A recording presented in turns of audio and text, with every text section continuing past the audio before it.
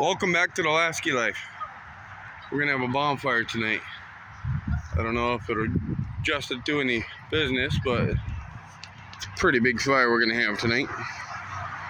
And that ain't all of it. We have some more behind my son over there. We have some more brush out back. We still gotta bring over, but Matthew, come here for a minute. Stand in front. I want to show how big this is. Just tell Pat to wait a minute. I just want to have my son stand in front so you guys can actually see. My son's over 6 feet, so it's gonna be a big bonfire. So, peace.